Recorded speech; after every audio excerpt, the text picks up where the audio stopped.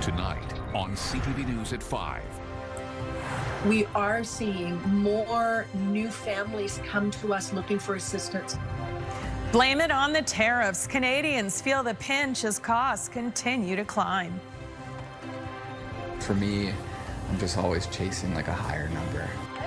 Race around the clock. A Halifax ultra marathoner is back after being on the run for 3 days straight. There's a roll and roll, perfect lined up. And commemorative crosses. A Cape Breton community pays tribute to those who made the ultimate sacrifice. The next round of rain and showers is moving in tonight. We might even get a few flurries in the mix for New Brunswick. Live from the Maritimes News Center, this is CTV News at 5. Good evening and welcome to CTV News at 5. I'm Maria Panopalis. Thanks for joining us.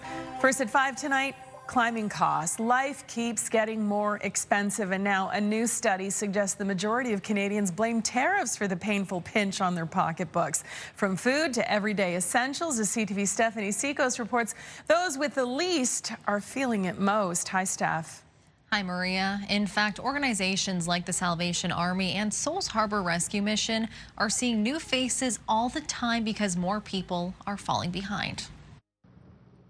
Day in and day out, Souls Harbor Rescue Mission helps those in need. We are feeding 1,000 people a day and sleeping 100 people a night, and that's across the entire province. More people than ever are turning to the shelter for assistance. Souls Harbor is seeing a couple of shifts, and one of those shifts is just the working poor who are coming to help to balance their own budget a little bit. And so if we can provide a meal to someone at Souls Harbor, it empowers them to stay in their own homes. It's a similar story for the Salvation Army. We are seeing more new families come to us looking for assistance who've never had to access our services before. Just in the last 5 years alone, people have dealt with a pandemic, inflation, and now tariffs.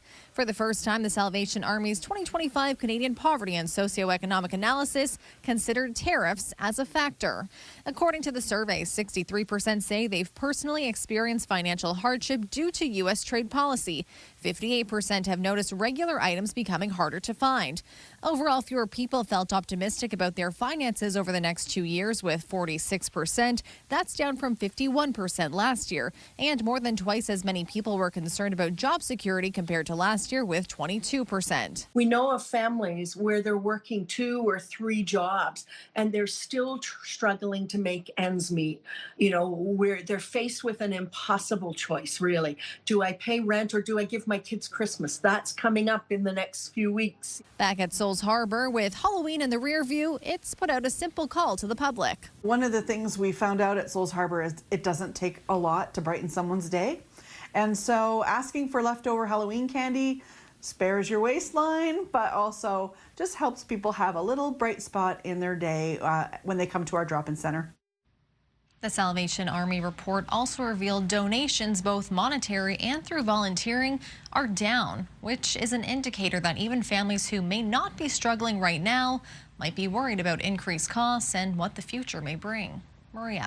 Thank you, Stephanie. CTV Stephanie Seekos for us in the news center this evening. When will it end? Wow. All right, let's head over to the anchor desk where Todd Battis is standing by with some political drama. Yeah, hi, Maria. The budget and reaction to it should be the big story of the day, but it was overshadowed, and the fallout from the Nova Scotia Conservative Member of Parliament crossing the floor to join the Liberals is not letting up. Members of Chris Donchamar's former party have slammed the move, but what are people in the riding of Acadie-Annapolis saying? We'll head to southwestern Nova Scotia to hear from them at 6 o'clock.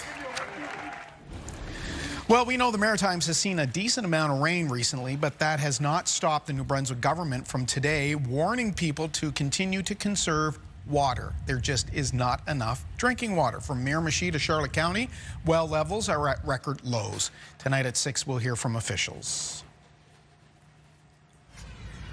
Folks in Spring Hill are getting frustrated with, get this, a 1-hour round trip to pick up their mail. A flood at the local post office caused significant damage to the building. Can't be opened. Now they have to drive to Amherst, and it looks like it's going to be the situation for a little while yet.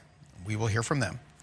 Let's hear from Kayla Mitchell now in the Weather Center. And we talked a bit about rain, but a lot more that they could use in New Brunswick, Kaylin, when it comes to filling up those wells and adding to the drinking water. Yeah, and really many parts of the Maritimes as well, despite the fact that we've had a couple rainy systems move through. Remember, that drought was sort of an accumulating situation over a number of months. It'll take a number of months with near or above normal amounts of precipitation to really work our way through that. Now, unfortunately, this next round of rain coming into the Maritimes is on the lighter side for many areas of New Brunswick, with most of that province likely to only pick up a few to several millimeters of rain. The steadiest of it looks like it's going to be coming across parts of Nova Scotia. That's where a more widespread between 15 and 30 millimeters is expected. Now, today we started off chilly and sunny in the morning. Now, as we're moving to the evening, we continue to see cloud cover increase from the west of us, and it's certainly cool with temperatures right now in the range of around 6 to 10 degrees. Now, winds are down compared to yesterday, but still blustery, being sustained between 10 and 30 kilometers per hour,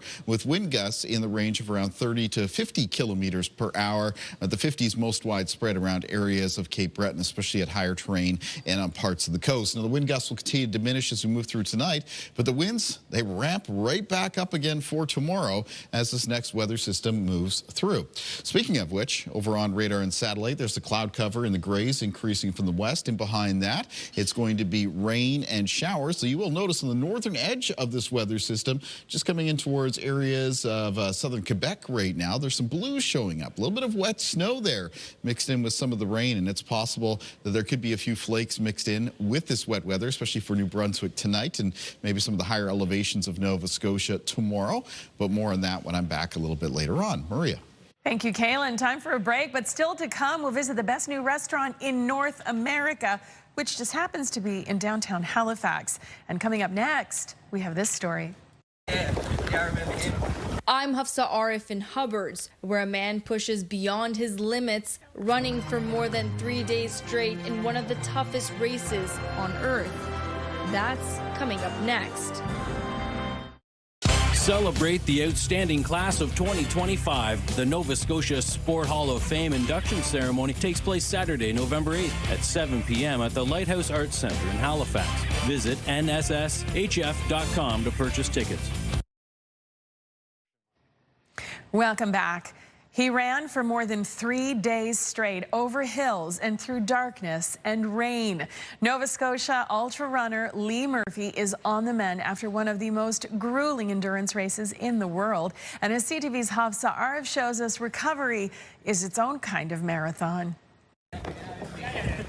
It's called Big's Backyard Ultra, a 6.7-kilometer loop repeated every hour on the hour until there's only one runner left standing. No set distance, just the limits of the human body. Other races have a defined start and finish. The Backyard is the only race that I know that has no finish. So the famous quote is, "There is no finish." Lee Murphy was one of 75 runners from around the world who laced up this year in Tennessee, representing the best of the best in the sport. Yeah, not for everybody, but for me, I have this goal of getting into the 100-hour club, and I just want to keep getting further and further towards that 400 or 500-mile mark. This was Murphy's fourth time running a Backyard Ultra, and his longest yet. He ran 72 hours and almost 500 kilometers through trails, roads, and pain. I'd been running every single day. I hadn't missed a day in almost 3 years, and due to an injury I sustained during the race, I had to take it very easy. And I've just been what I feel like just been laying around doing a whole. His drive comes from determination and from home. Hi, Mom and Dad. I'm just saying, Dad, do not give up. Those words echoed from his daughter, along with support on the ground, kept him on track. My crew, it was my wife and my friend Allison. They helped me survive longer than I thought I would be able to during the race. So I think I'm super proud of what team Murphy did. For Murphy, there's no trophy, no finish line, just a constant chase to see how far he can go. In the backyard world or in the ultra world, age is only a number, and the distance we run is also just numbers. And for me, I'm just always chasing like a higher number. Murphy finished among the top 24 runners in the world. He's now resting, but also planning for his next run in June. Because for him, there really is no finish line. Hafsa Arif, CTV News, Hubbards. So impressive. I know, so impressive. It makes me feel like my 10,000 steps a day is like no big deal. The last ultra marathon I did, Maria, was on Netflix, as in watching. Lee, you are amazing. You are absolutely amazing. Congrats. Top 24 in the world. It's really out of this impressive. world. Yeah. All right, let's talk about the weather. It's been a little chilly out there, Kaylin. Yeah, probably a good day, though, for runners looking to do a little bit of training in the Maritimes today because it was sunny and it was cool to chilly. Now, we are seeing cloud cover increasing now. Some of that here, looking over Pottle Lake at North Sydney, Nova Scotia. That's going to be followed up by some wet weather, and I'll have more on that in the forecast next. Start your morning with us for what you need to start your day. News, weather, and even a little fun. Your Morning Atlantic with Amanda Devison, Crystal Garrett, and Latavia Beezer. Weekdays from 6 to 9 on CTV2 and ctvatlantic.ca. Welcome back. We are about to make someone very happy. In just a moment, I will announce the winner of the New Brunswick Hospital Home Lottery Early Bird Cottage Prize Package. The luxurious getaway comes with a hot tub, lake access, and $10,000. There it is. What a beautiful spot. All right, you ready for it? The winner is Tim Rooney from St. John. That's ticket number 100333145. Congratulations to you, Tim. I have a feeling you're going to make some wonderful memories there. And by the way, there's still time to get in on over 500 additional prizes, including the $1.4 million grand prize show home that comes with $50,000 cash. The absolute final deadline to buy your ticket and win is midnight, November 7th. We have additional details on our website, so you can head there to figure it all out. Good luck to everybody, and congratulations once again to Tim. Huh, Kaylin? Yeah, I mean, it would have been a fantastic day to be enjoying a hot tub at a cottage because it was very nice as far as early November went. Yes, temperatures were brisk today. The wind's still a bit on the blustery side, but down compared to yesterday. And we did have some blue sky, though things are beginning to cloud over now. It was sunnier, though, earlier today when this was taken at the Marine Railway Museum, downtown Dartmouth, as we take a look at our sunrise and sunset times. All right, let's check out what's going on our weather system's map. Barometric pressure really hasn't risen all that much from yesterday because it is another low pressure system arriving. This one making its way to the Great Lakes region is going to be taking a path through the northeastern United States and then basically up the Atlantic coastline of Nova Scotia. We have rain and showers that are already on approach through the state of Maine, so it'll be western areas of New Brunswick and southwestern areas of Nova Scotia that will be getting into the wet weather first as we make our way through this evening and towards midnight. But at that point in time, the rain and the showers are becoming quite widespread across the maritime region. They'll continue to fill in to Prince Edward Island and Cape Breton during the overnight hours. You will notice some blues making an appearance here in our forecast timeline. This is mostly, for most of New Brunswick, going to be lighter rain or showers, but there may be some flurries or some wet snowflakes mixed in. Not expecting any accumulation out of that. Any snowflakes that are falling, we'll see a good deal of melt as they're coming down to and landing on the ground. Now, for New Brunswick, the rain is going to be a little bit steadier down around the Bay of Fundy coastline. The steadiest of the rain, though, will be for the province of Nova Scotia, and that will last into the start of the day for tomorrow. Early Thursday morning, the back edge of some of the rain and showers in southern areas of New Brunswick might see a few flurries mix in. Again, no accumulation expected out of that. And some of the higher terrain in interior areas of Nova Scotia, so away from the coast, could see a turnover to a little bit of wet snow as well. But again, no accumulation expected. The one part of the Maritimes that might see a little bit of snowfall accumulation might be the very highest, most terrain in Cape Breton, way up in the Cape Breton Highlands. Possible there might be a slushy centimeter or two, though even for that location, this weather system is expected to start as rain. So again, there could be a good deal of melting as that snow comes down. By Thursday afternoon, most of the Maritimes is over to basically just a chance of a few showers.